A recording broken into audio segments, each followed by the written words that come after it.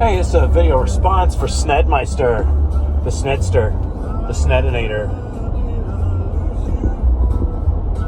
Economic indicators. I'm hung up on what you were saying about the harbor.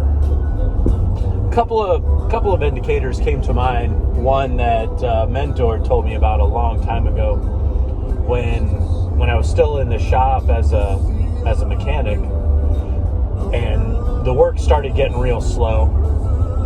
And he'd say, if you ever want to know how the economy's doing, check the restaurants. You know, see how many people are going out to eat, because you're doing good if you can afford the luxury of having somebody else cook and then clean up for you afterward. That's something that stuck with me.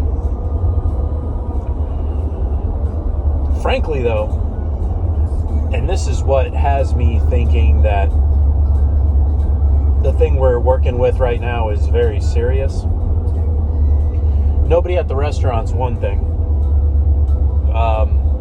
No boats in the slips is something else. A bunch of for sale signs on the houses is something else. But empty shelves on the grocery store here. So we have like the grocery superstores over here. It's okay in my area right now, but there was a time there for a bit around last year, maybe some earlier this year, where we didn't have toilet paper or we didn't have bread. I didn't think too much of it until on my YouTube feed there was an old clip from the 90s, a comedy show I used to watch a lot, that finally I clicked the right videos that it gave me this suggestion. But it was this show called The Kids in the Hall. And they were talking about Marxism and socialism. And he brought up, so what if there's no bread on the shelf? And it immediately made me think of what we're a little more willing to tolerate or believe for the reasons why. Because in the 80s and the 90s, and now I wasn't too old enough to be really worried about it, all of our grocery stores here were like ridiculous in abundance. And there's even a legend about around the fall of the Berlin Wall, that when it was either Gorbachev or Boris Yeltsin, when he visited the United States, and they didn't even go to a pre-prepared place. They went to any grocery store, and the shelves being stocked and full just showed that leader of this other nation how different it is for this particular economy than it is for theirs. And at that point, he knew he was defeated. I don't know, man. I don't know. I do hear what you're saying about over the last 15 years or so, you know, having a lifestyle that insulates you from it. I'm in an area that has had a lot of people move from other areas, so there's been a huge income in money, like in money for my local economy. Also, too, my household income is such that it isn't maybe fully fair to compare what is really difficult or when things really go bad against what I'm doing, just similar to you. I'm probably the other way around.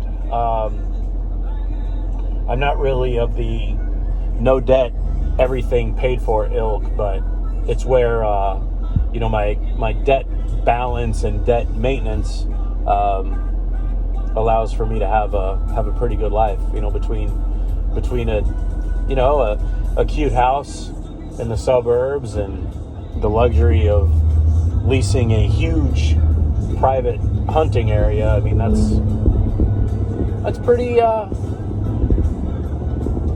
ostentatious, if you will. But great hearing from you, my friend, and I appreciate what you're saying about the discussions of the war and the difference of the things we can just Google versus talk about. You're on the right notion that I'm very interested in your perspective and how you see things. I believe that what you say is true, that you couldn't say that American involvement, were it not to have occurred, would things still have gone the same thing. I like what you say a lot there, that the outcome would have been uncertain. But I would say that the United States involvement, along with English involvement in getting France back on its feet in that time with those people, created a force that I don't think the world will ever see again.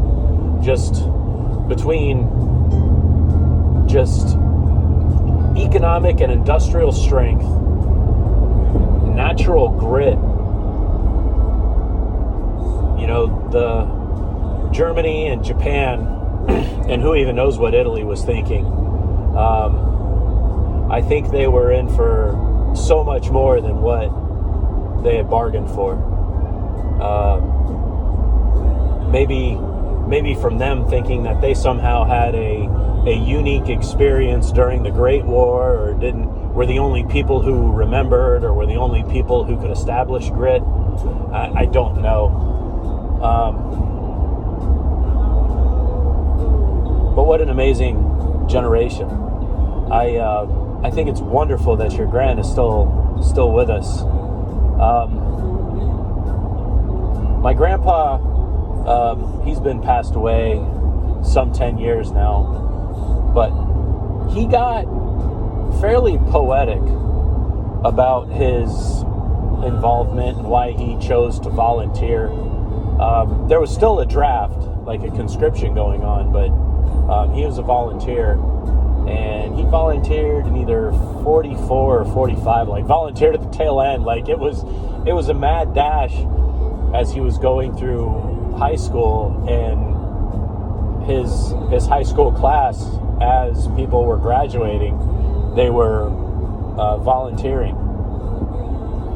And he said the most amazing thing about just moral obligation to the task at hand. And I don't know, I'm sure it's written, but who knows if what's written now is true.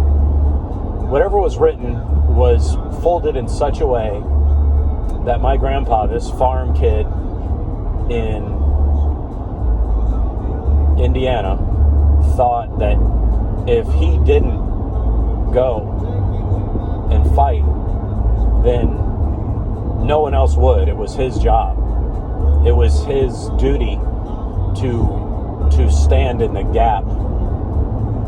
It wasn't any of this, oh, it's not my fault, oh, it's not my obligation.